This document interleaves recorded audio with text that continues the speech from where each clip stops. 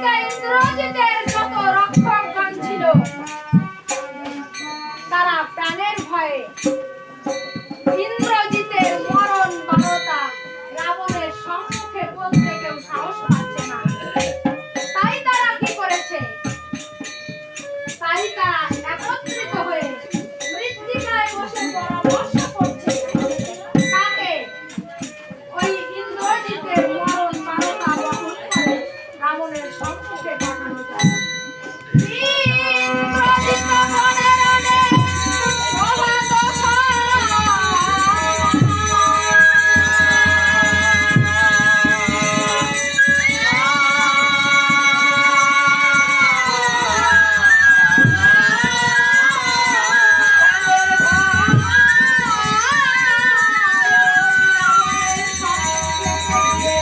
বলতে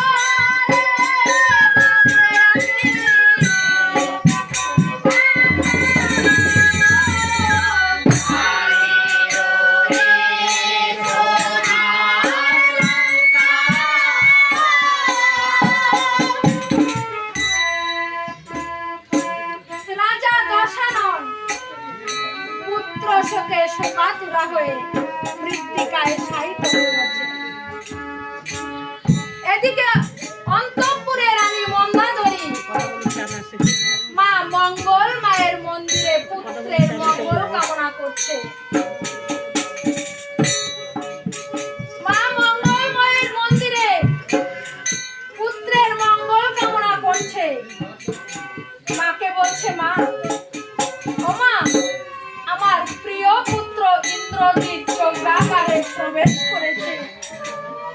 লঙ্কা থেকে যাত্রাকালীন বলে গেছে, রামচন্দ্রকে সংহার না করে সে লঙ্কায় প্রবেশ করবে না।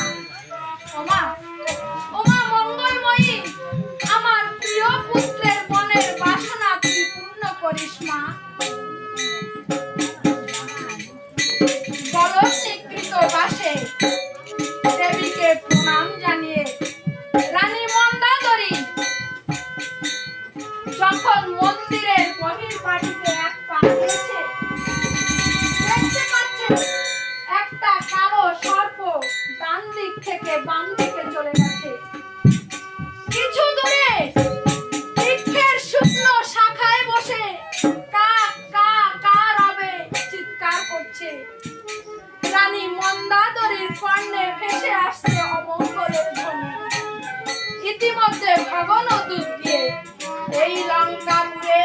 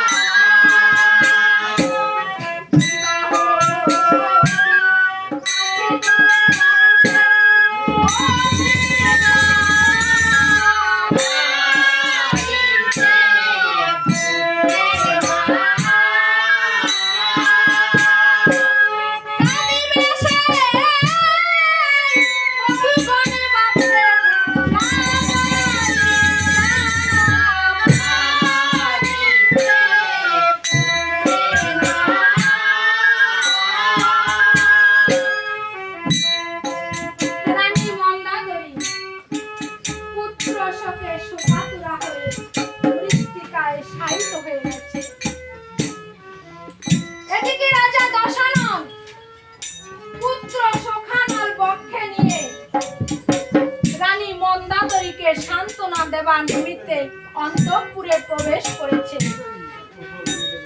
অন্তঃপুরে প্রবেশ করে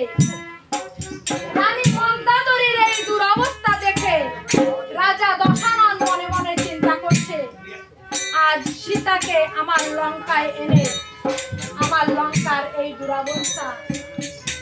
একদিন পুত্র ইন্দ্রজিৎ মায়া সীতা কেঁদেছিল, আজ আমি নিজের হস্তে সীতাকে সংহার করে আমার পুত্র পৌত্র সমানল আমি নিবারণ করব।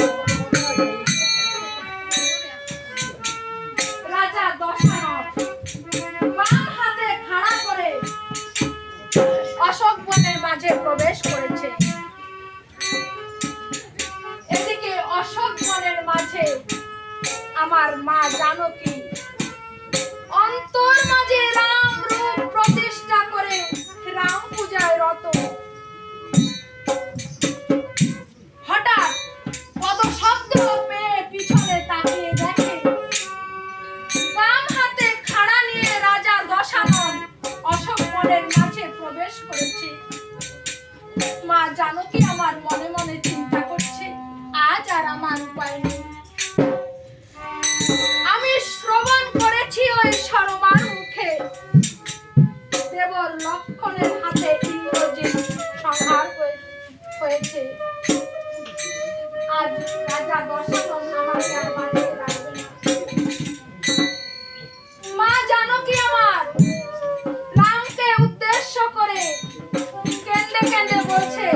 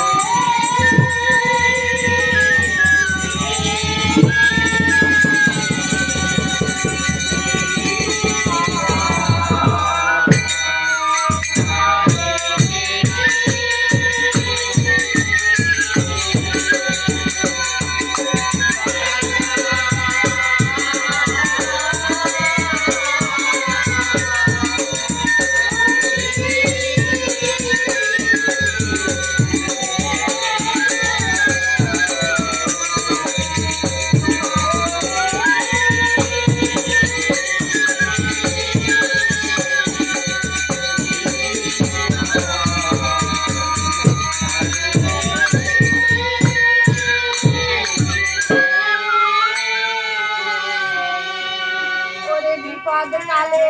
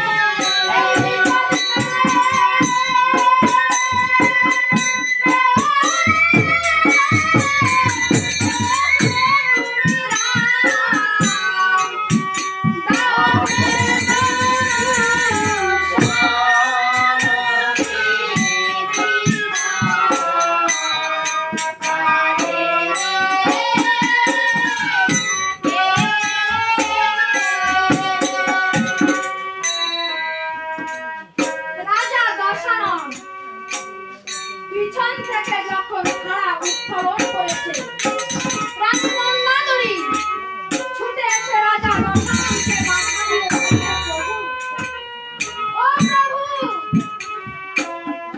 তুমি না ত্রিভুবন জয়ী বীর, তুমি না শাস্ত্রবিদ পণ্ডিত, তুমি না জ্ঞানী, আজ সামান্য একজন নারী হত্যা করে তোমার বিজয়ী নামে তুমি কলঙ্ক লেখন করো না প্রভু।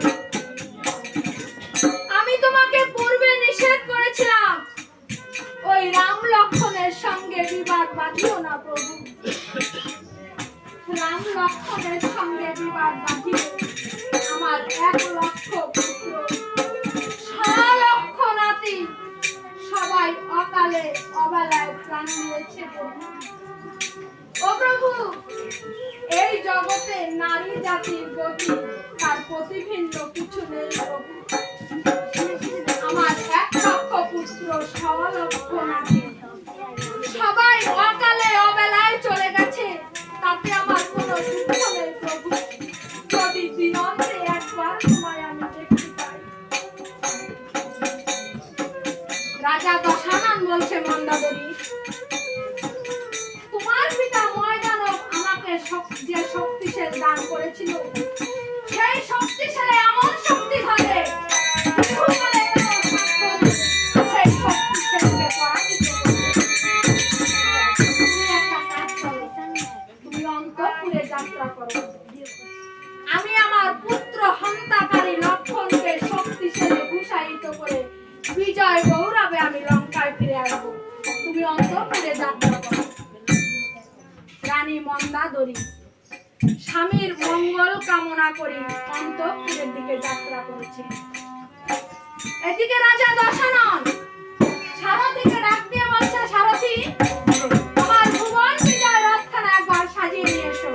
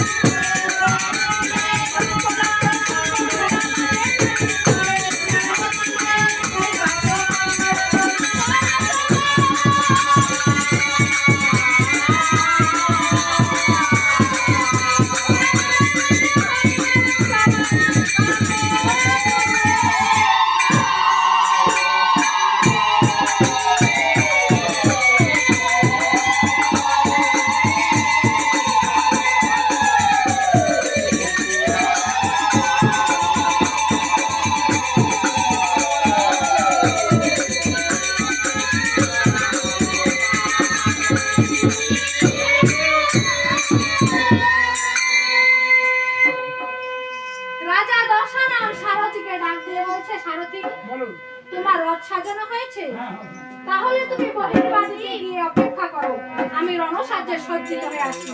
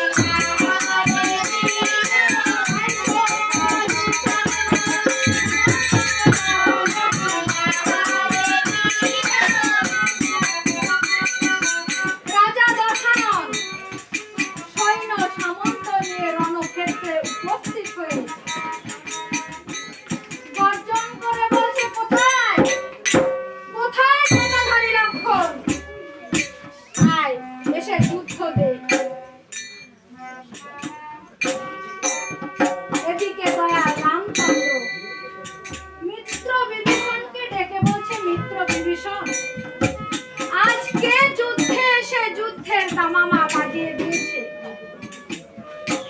মিত্র বিভীষণ বলতে প্রভু আজ স্বয়ং দশানন যুদ্ধে এসেছে। দশাননের কথা শ্রবণ করে দয়াল রামচন্দ্র বলছে মিত্র বিভীষণ তুমি শীঘ্র করে আমাকে রণভূমে নিয়ে চলো। রাজা দশাননকে দেখবার জন্য আমার মন যে বড় ব্যাকুল হয়ে উঠেছে। অগ্রে রামচন্দ্র পশ্চাতে লক্ষণ, অগ্রে রামচন্দ্র মাধ্যমে লক্ষণ পশ্চাতে বিভীষণ তিনজনে গিয়ে যখন রণক্ষেত্রে দাঁড়িয়েছে রাজা দশানন দূর থেকে রাম রূপ দর্শন করে রাম পদে জানাচ্ছে সভক্তি প্রণাম। রাজা দশানন দয়াল রামচন্দ্রকে উদ্দেশ্য করে বলছে প্রভু ও প্রভু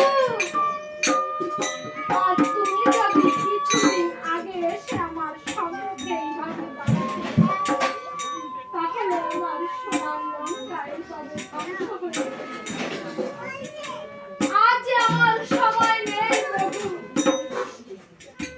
আজ আমার জীবনের উদিত বেলা অস্তগামী হতে চলেছে। আর যে আমার সময় নেই। রাজা দশানন পুনর্বার রামপদে জানাচ্ছে সভক্তি। রাজা দশানন মনে মনে চিন্তা করছে আজ যদি গিয়ে আমি রামের সম্মুখে সখাভাবে দাঁড়াই তাহলে আমার রক্ষ বংশ উদ্ধার হবে না, আমার শত্রু ভাবে গিয়ে রামের সম্মুখে দাঁড়াতে হবে। রাজা দশানন গর্জন করে বলছে ওহে রাম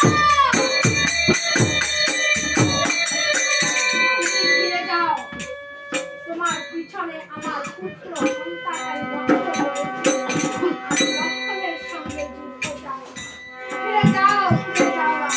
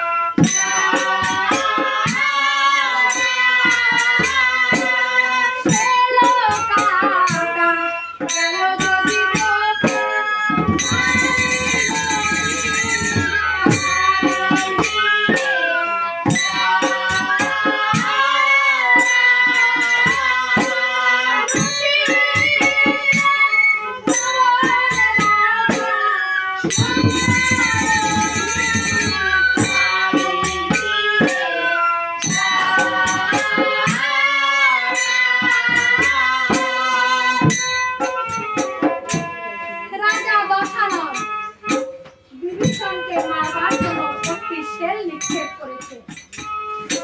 লক্ষ্মণ সেই শেলটাকে কেটে টুকরো টুকরো করে দিয়েছে। এই রূপ দর্শন করে রাজা দশানন গর্জন করে বলছে, ওরে জটাধারী লক্ষ্মণ, এই রূপ অন্যায় রণনীতি তোকে কোন গুরু শিক্ষা দিয়েছে? আমি যাকে শেল নিক্ষেপ করেছি সাধ্য থাকে সে আমার শেল থেকে বেঁচে যাবে, কিন্তু তুই কেন আমার শেলটাকে কেটে টুকরো টুকরো করে দিয়েছিস?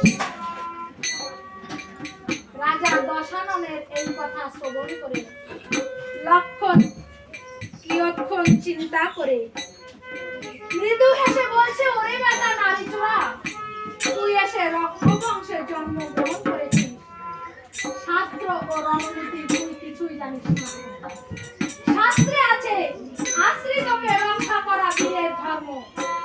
আমি আমার আশ্রিতকে রক্ষা করেছি। এটা যদি আমার অন্যায় রণ হয়ে থাকে তাহলে আমি বলবো শাস্ত্র ও রণনীতি তুই কিছুই জানিস না। রাজা দশানন লক্ষ্মণকে বলছে, লক্ষ্মণ, তুমি আশ্রিতকে রক্ষা করে ধর্ম বজায় রেখেছো, এবার আমি তোমাকে শেল নিক্ষেপ করছি, সাধ্য থেকে তুমি আমার শেল থেকে বেঁচে যেও।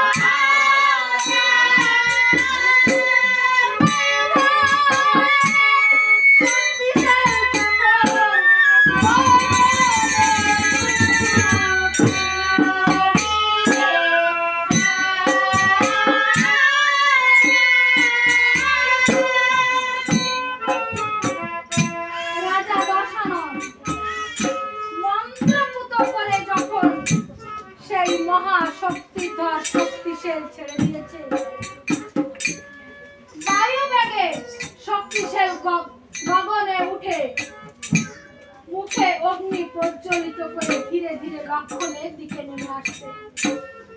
দয়াল রামচন্দ্র ছুটে গিয়ে লক্ষণেরকে পিছনে রেখে শক্তিশালকে ডাক দিয়ে বলছে, ওরে শক্তিশাল, তুই যা, যার কাছে ছিলি ওরে শক্তিশাল, তুই তার কাছে ফিরে যা, আর তা না হলে তুই আমার পক্ষে আর শক্তিশাল।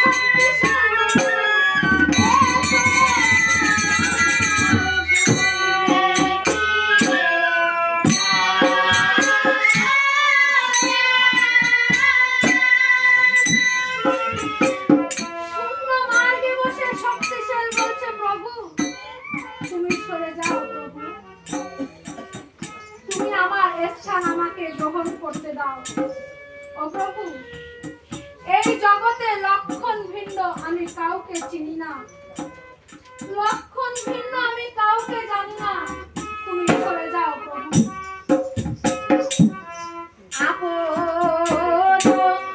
সমান মূর্তি বসে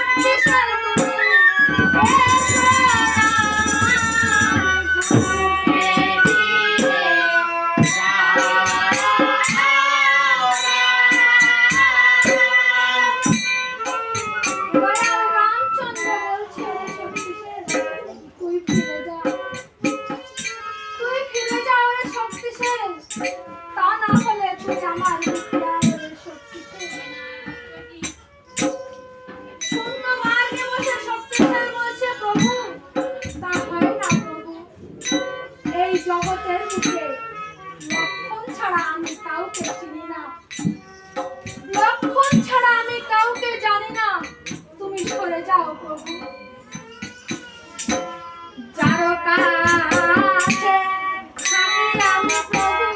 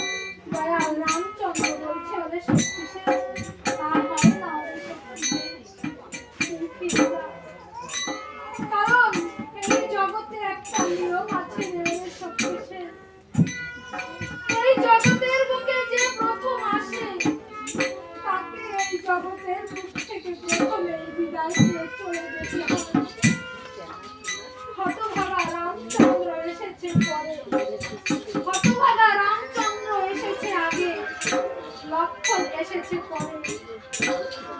রাম থাকতে লক্ষণ কিছুতেই যেতে পারে না, আরে শক্তিশাল তুই ফিরে যা। শূন্য মার্গে বসে শক্তিশাল বলছে, প্রভু তুমি সরে যাও। এই জগতে লক্ষণ যে আমাকে বুকে স্থান দিয়ে রেখেছে, তুমি সরে যাও। এই জগতের বুকে লক্ষণ ছাড়া আমি কাউকে কাউকে জানি না, লক্ষণ যে আমাকে বুকে স্থান দিয়ে রেখেছে প্রভু।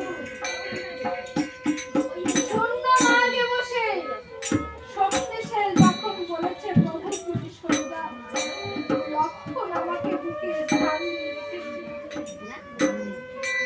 শক্তিশালের এই কথা শ্রবণ করে দয়াল রামচন্দ্র চমকে উঠেছে। দয়াল রামচন্দ্র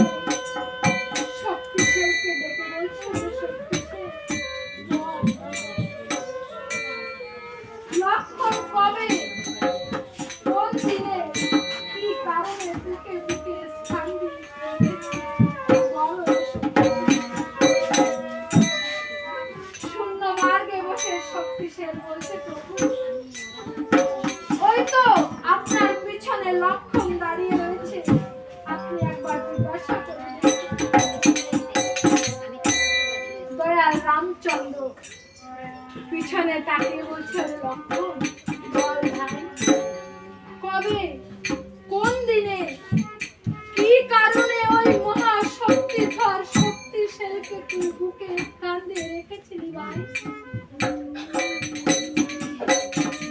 লক্ষণ দয়াল রামচন্দ্রের পিছনে দাঁড়িয়ে নয়ন জলে লক্ষণের বক্ষ প্লাবিত হয়ে যাচ্ছে। নির্বাক হয়ে লক্ষণ দাঁড়িয়ে রয়েছে। দয়াল রামচন্দ্র শূন্য মার্গের দিকে তাকিয়ে বলছে, ওরে শক্তিকে তুই বল, কবে, কোন দিনে, কি কারণে লক্ষণ তোকে বুকে স্থান দিয়ে রেখেছি? শূন্য মার্গে বলছে, শক্তিশালী বলছে, প্রভু একদিন পঞ্চবটী বনে লক্ষণ আপনার পাশে শায়িত ছিল। রাত্র দ্বিতীয় প্রহরের কথা। হঠাৎ লক্ষণের মনে পড়ে যায় মা জানকীর কথা। মা জানকীকে দেখবার জন্য লক্ষণ অস্থির হয়ে যায়। তাই আপনার শয্যা পরিত্যাগ করে লক্ষণ অশোক বনের দিকে যাত্রা করেছে। অশোক বনের মাঝে প্রবেশ করে লক্ষণ এদিকে ওদিকে তাকাচ্ছে আর মনে মনে চিন্তা করছে, এই অশোক বনের মাঝেই তো আমার মাকে বন্দী করে রেখেছে দুষ্ট দশানন। কই, আমার মাকে তো আমি দেখতে পাচ্ছি না। হঠাৎ পদশব্দ পেয়ে পিছনে তাকিয়ে দেখে রাত্র দ্বিতীয় প্রহরে দুষ্ট দশানন চলেছে মায়ের নিকট। লক্ষণ দূরে দাঁড়িয়ে অবাক হয়ে গেছে আর মনে মনে চিন্তা করছে, রাত্র দ্বিতীয় প্রহরে দুষ্ট দশানন চলেছে মায়ের নিকটে, না জানি আমার মাকে কত নির্যাতন করবে। ওরে লক্ষণ, আজ তুই মাতৃ নির্যাতন দেখতে এসেছিস। ওরে লক্ষণ,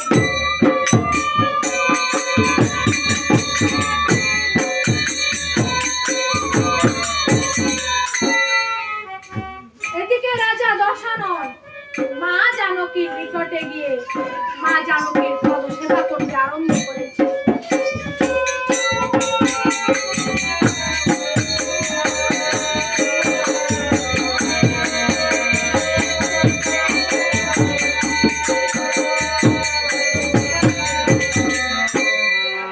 দূরে দাঁড়িয়ে লক্ষণ অবাক হয়ে গেছে। মনে মনে চিন্তা করছে, আজ এ আমি কি দেখছি? আমি স্বপ্ন দেখছি না তো? আজ রাজা দশানন আমার মাকে যে স্থানে রেখেছে, আমার মাকে তো সেই স্থান আমি কোনোদিনই দিতে পারিনি। দূরে দাঁড়িয়ে লক্ষণ নয়ন জলে বক্ষ প্লাবিত হয়ে যাচ্ছে। এদিকে রাজা দশানন মা জানকীর পদসেবা করে বাম হাতে থালা নিয়ে যখন যাত্রা করেছে, হঠাৎ পথের মাঝে ছায়ামূর্তি দেখে রাজা দশানন গর্জন করে বলেছে, কে ওখানে দাঁড়িয়ে?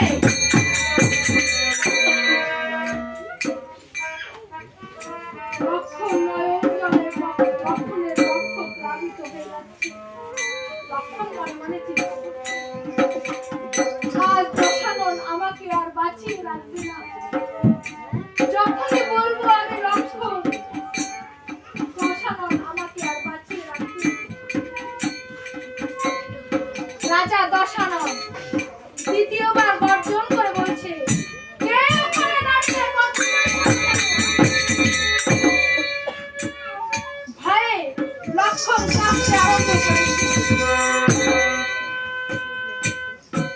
তৃতীয়বার রাজা দশানন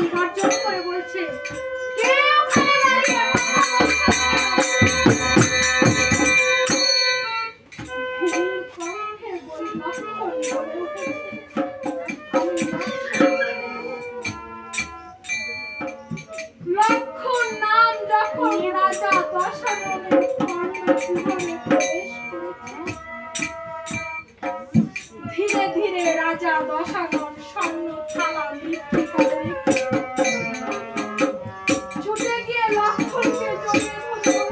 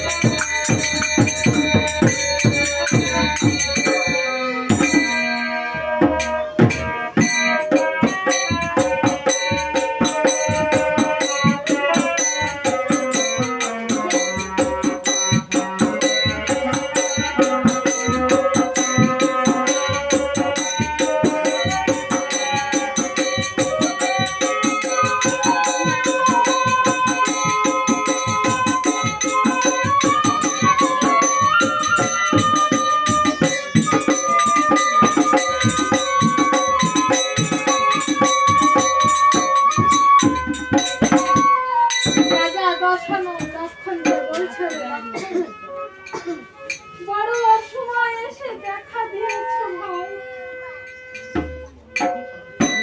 আজ তুমি যদি কিছুদিন আমার সম্মুখে আগে এইভাবে এসে দাঁড়াতে, তাহলে আমার সোনার লঙ্কা এইভাবে ধ্বংস হয়ে যেত। মনে বড় আশা ছিল আমি রাম সীতার যুগল চরণ পূজা করব। তাই তো মা জানকীকে হরণ করে আমি আমার অসুস্থরে বন্দী করে রেখেছি। মনে মনে চিন্তা করেছিলাম আমার লক্ষ্মীর পাশে হয়তো নারায়ণ এসে দাঁড়াবে, কিন্তু সে আশা, সে সৌভাগ্য হতভাগা দশাননের হলো না। ওরে লক্ষণ, আজ তুমি আমার সঙ্গে অঙ্গীকার করে যাও। তুমি অসম্মানে এসে যা দেখেছো, যা শুনেছো, যতদিন আমার এই রক্ষ বংশ উদ্ধার না হবে, এই কথা তুমি কাউকে প্রকাশ করতে পারবে না। আর যদি প্রকাশ করো, আমার হাতে রয়েছে মহা শক্তিশাল শক্তিশালী। এই শক্তিশালীকে তোমার বুকে স্থান দিতে হবে। রাজা দশাননের সঙ্গে ত্রিসত্য অঙ্গীকার করে লক্ষণ অশোক বন পরিত্যাগ করেছে। এদিকে রাত্র দ্বিতীয় প্রহারে দয়াল রামচন্দ্র নিদ্রা থেকে জাগৃত হয়ে পাশে লক্ষণকে দেখতে না পেয়ে দয়াল রামচন্দ্র বলছে, লক্ষণ, লক্ষণ, কোনো সাড়া নাই। লক্ষণ, লক্ষণ, কোনো সাড়া নাই। দয়াল রামচন্দ্র বিগ্রে কেঁদে উঠে বলছে, লক্ষণ, শেষে জনম দুঃখিনী মা জানকীর মতো তুইও আমাকে ছেড়ে গেলি ভাই। ইতিমধ্যে লক্ষণ এসে জানাচ্ছে রামপরে শবর। লক্ষণকে সম্মুখ পেয়ে দয়াল রামচন্দ্র লক্ষণকে জড়িয়ে ধরে বলছে, লক্ষণ, বল ভাই, কোথায় গেছিস?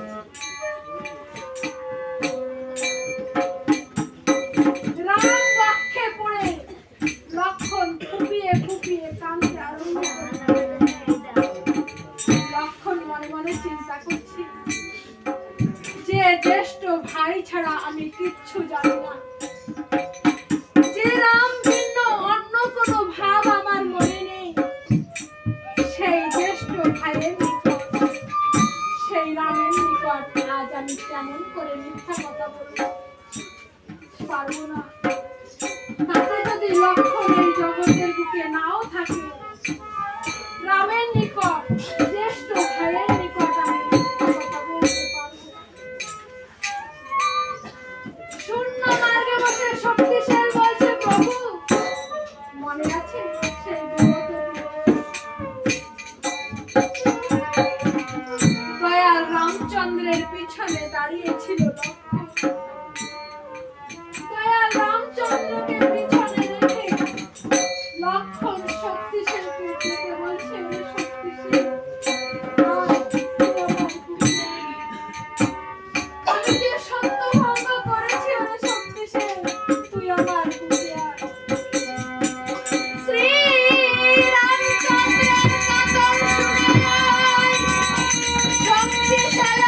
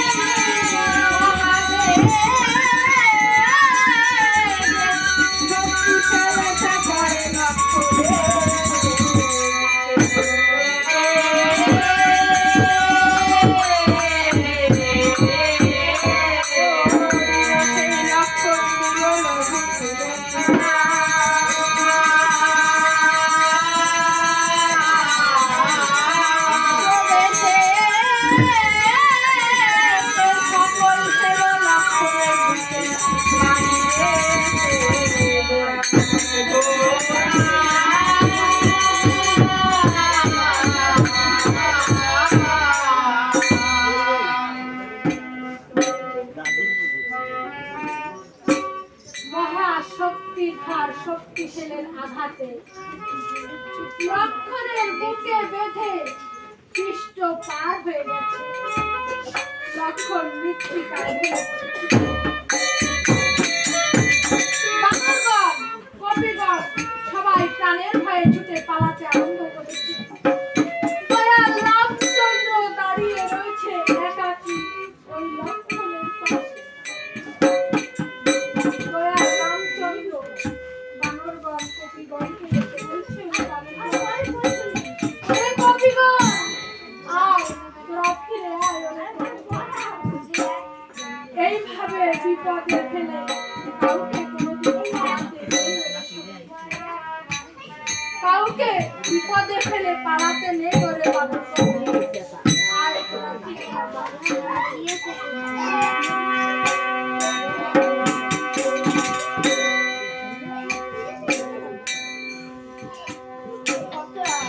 দয়াল রামচন্দ্রের কাতর আহ্বানে বানরগণ কপিগণ সবাই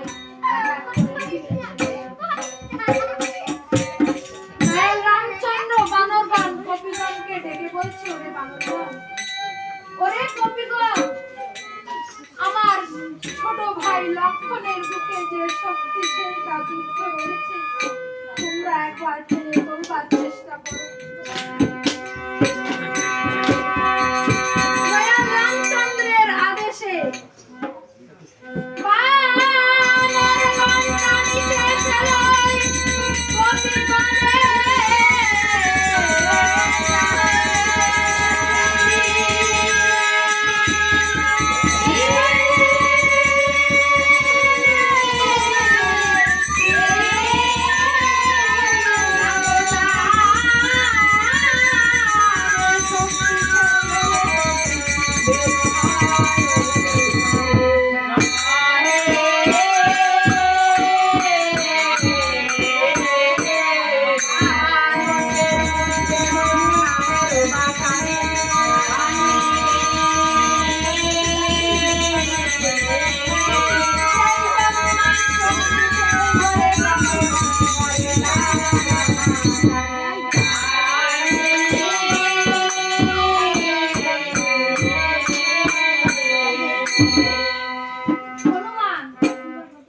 শক্তিশাল ধরে টান দিচ্ছে আর মনে মনে চিন্তা করছে শক্তিশাল ধরে আমি জোরে টান দেব আমার টানের সঙ্গে যদি লক্ষ্মণের প্রাণবাহী গভীরগত হয়ে যায় তাহলে ইতিহাসের পাতায় আমার কলঙ্ক লেখা হয়ে থাকবে।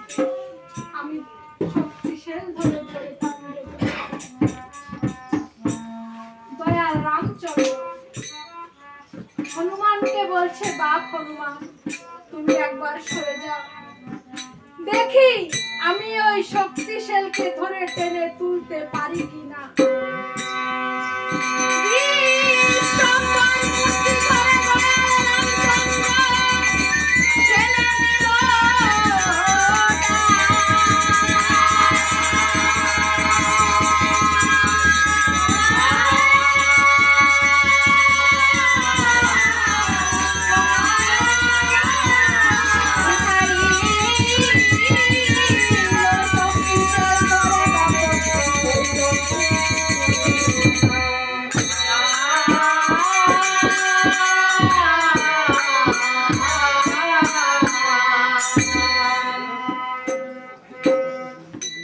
বিশ্বম্ভর মূর্তি ধরে দয়াল রামচন্দ্র যখন সেই শক্তিশাল ধরে টান দিয়েছে,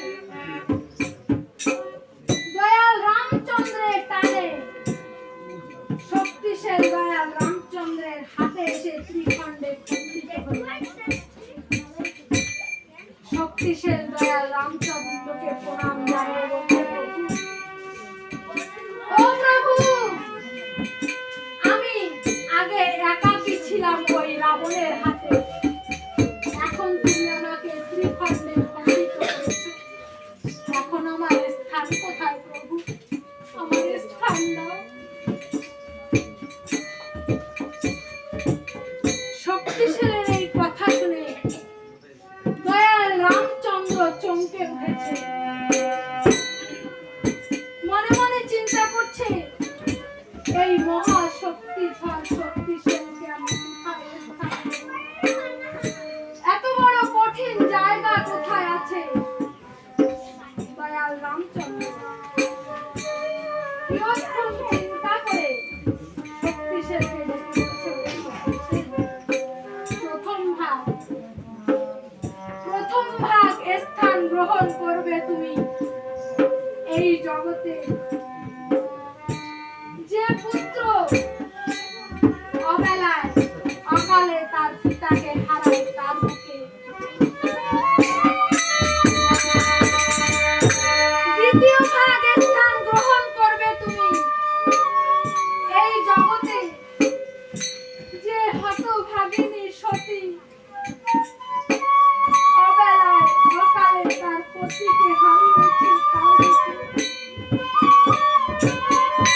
তৃতীয় ভাগ স্থান গ্রহণ করবে এই জগতে।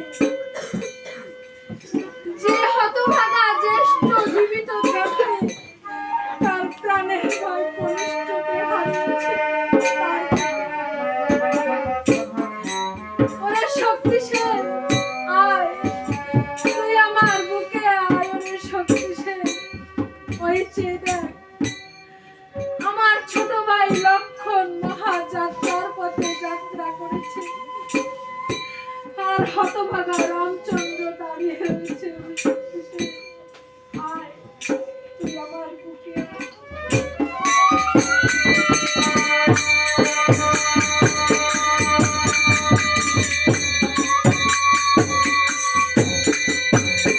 শক্তিশালকে স্থান দিয়ে দয়াল রামচন্দ্র লক্ষণের নিকটে গিয়ে লক্ষণকে বলছে, ভাই রে, কেন আজ তুই ধুলির শয্যায় শায়িত ভাই? তুই আমার বুকে আয়। তোর মুখে দাদা ডাক না শুনলে হতভাগা রামচন্দ্র যে বাঁচে না। আয় ভাই, তুই আমার বুকে আয়। মৃত্তিকায় শুয়ে ধীর কণ্ঠে লক্ষণ বলছে, দাদা, আমি মহাযাত্রার পথে যাত্রা করেছি দাদা। এই যাত্রাকালে তোমার রাতুল চরণে আমার কয়েকটি নিবেদন তুমি মনে রেখো দাদা।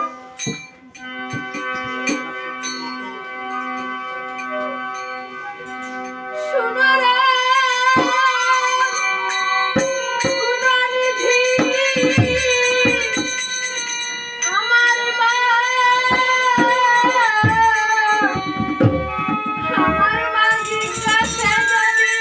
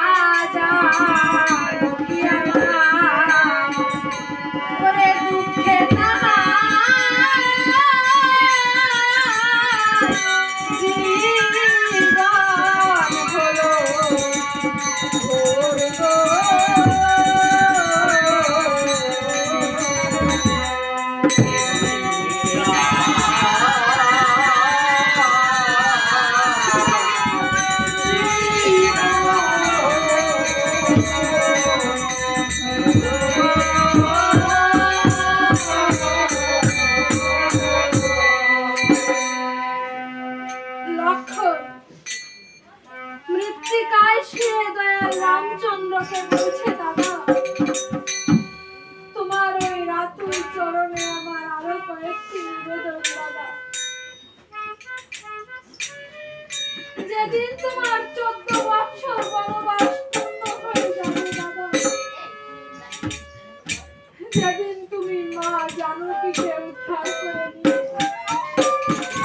অযোধ্যার মধ্যে যাত্রা করবে, দাদা যাত্রাকালীন ওই যে পথের মাঝে সরজ নদী রয়েছে, দাদা ওই নদী পার হবার নিমিত্তে যখন মাকে বামে করে দাঁড়াবে, সেই দিন সেই মুহূর্তে হতভাগা লক্ষণের কথা মনে করে, তোমার ছোট ভাইয়ের কথা মনে করে যুগল হাত দিয়ে ওই নদীর পাড়ে একটি বালির পিণ্ড তুমি দিয়ে দেবে।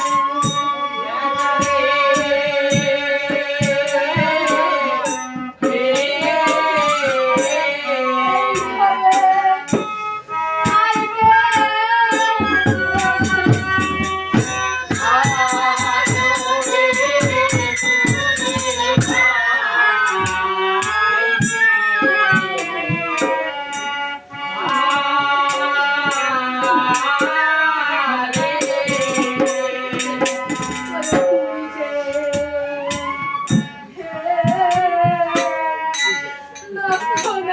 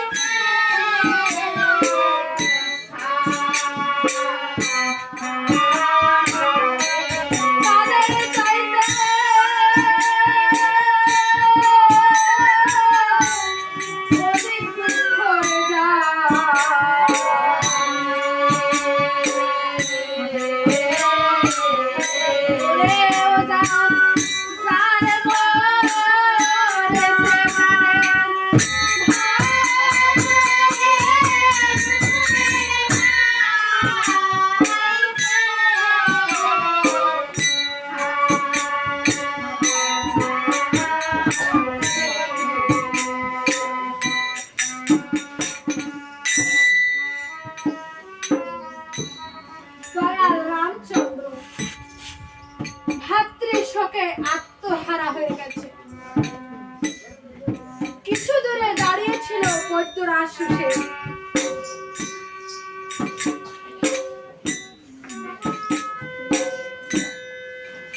লক্ষণের নিকটে এসে লক্ষণের নাসাগ্রে তুলা ধারণ করে নারী গতি পরীক্ষা করে দয়াল রামচন্দ্রকে বলছে, প্রভু, ও প্রভু, লক্ষণ জ্ঞান শূন্য হয়ে পড়ে আছে। প্রভু, আমি একটা মহা ঔষধির কথা বলি। এখান থেকে 18 মাসের পথ গন্ধমাদন পর্বত। আজ রাতের মধ্যে, রাতের মধ্যে আমাকে যদি সেই মহা ঔষধিকে এনে দিতে পারে, তাহলে লক্ষণ পুনর্বার জ্ঞান ফিরে পাবে। দয়াল রামচন্দ্র ডিগ্রে কেঁদে উঠে বলছে, বৈদ্যরাজ সুসেন, কেন তুমি আমাকে প্রবোধ দিচ্ছ? এখান থেকে 18 মাসের পথ সেই গন্ধমাদন পর্বত। কে এনে দিবে আমাকে সেই মহা ঔষধি? কেউ এনে দিতে পারবে না। আর আমার প্রাণের ভাই লক্ষণ আর বাঁচবে না। পাশে দাঁড়িয়েছিল রাম ভক্ত হনুমান। দয়াল রামচন্দ্রের নিকটে এসে দয়াল রামচন্দ্রকে প্রণাম জানিয়ে বলছে,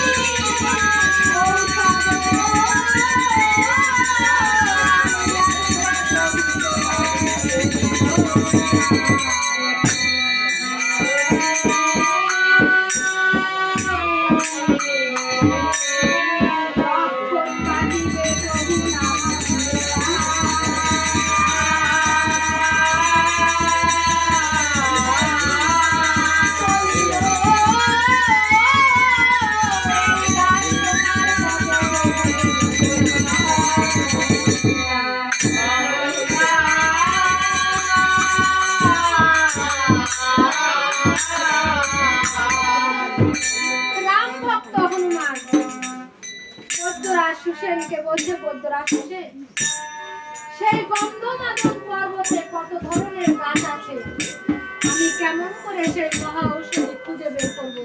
তুমি আমাকে একবার বর্ণনা করে দাও। বৈদ্যরাজ সুসেন হনুমানকে মহা ঔষধি বর্ণনা বলতে আরম্ভ করেছে।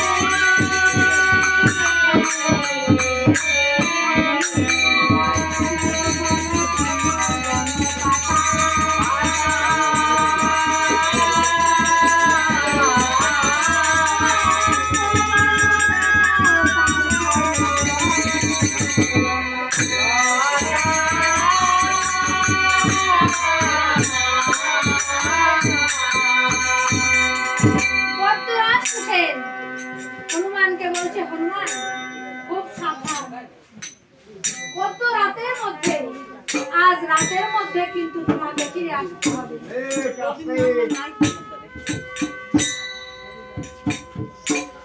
রাম ভক্ত হনুমান রাম পদে প্রণাম জানিয়ে লাফ দিয়ে শূন্য মার্গে উঠে মনে মনে চিন্তা করছে, আমাকে একবার লঙ্কার উপর দিয়ে যেতে হবে, কারণ আমার ঠাকুর খুড়াকে শক্তিশালী ভূষায়িত করে রাজা